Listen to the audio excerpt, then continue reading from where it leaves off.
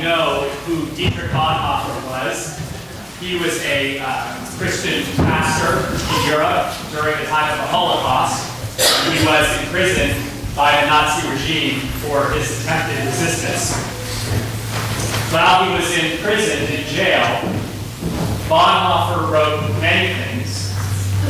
One of the things he wrote was this. He wrote that the season of Advent is like being locked in a prison cell, which can only be opened from the outside. The season of Advent is like being locked in a prison cell that can only be opened from the outside. I've been turning this over in my mind for the week since I read this. I grew up in the San Francisco Bay Area, and from my childhood bedroom, I had a view of Alcatraz. This is my image of prison. I went there when I was in elementary school on a field trip because it's now a museum. It's one of the best museums in the country. And when you go there, you can tell from different parts of the prison, the yard, some of the cells, some of the dining area, that you can actually look out and see San Francisco. If you look in one direction, you see the city. You look in the other direction, and you see these beautiful headlands that are undeveloped and left pristine in their natural state. If you look in another direction, you can see the Golden Gate Bridge, that fantastic feat of human skill and engineering.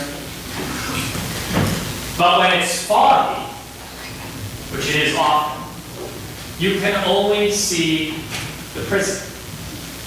You can only see the walls that surround you, the challenges of life in prison. You can only see your immediate circumstance of being confined. And I used to wonder as a child which I would prefer if I was a prisoner in Alcatraz.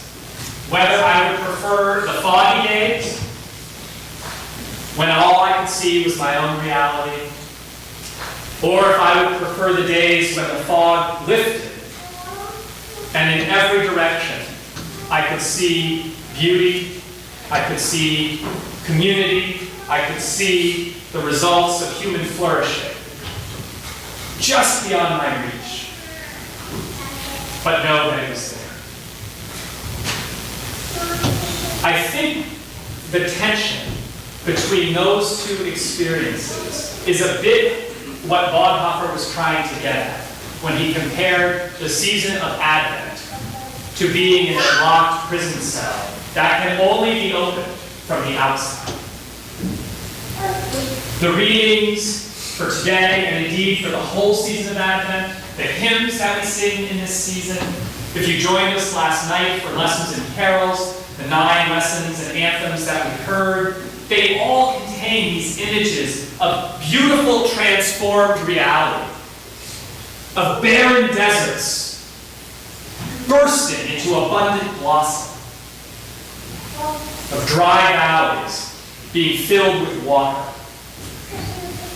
of people suffering from incredible disease and illness like leprosy, being made clean and whole, of swords being turned into plowshares, instruments of violence becoming instruments of agricultural abundance, the rich being cast down from their thrones, the poor receiving good news, the hungry being fed. Advent is full of these images of beautiful transformed reality.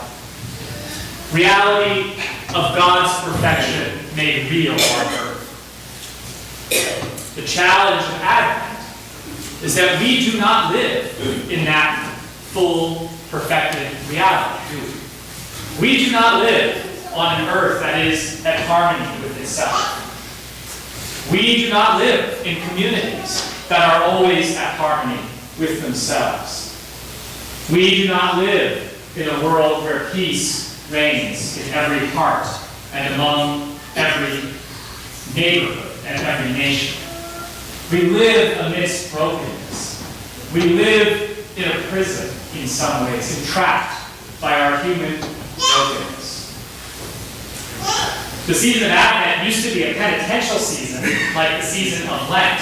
That's why they share the same color, purple, for Lent and Advent. Because originally Advent was longer to mirror the season of Lent. And the focus was less on waiting and more on our own shortcomings, our own brokenness, on accepting that reality.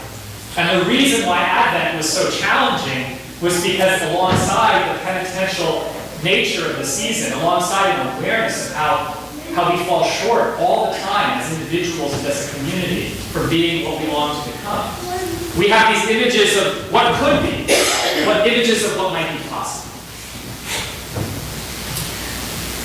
How do we get from whatever prison in which we are trapped, whatever scenario, situation, relationship, or experience is feeling inescapable, to the transformed reality that we long for? Whether it's a situation of health, a situation of trying to find greater peace about something that just gives you no peace, a situation of injustice that you are facing or that you are facing.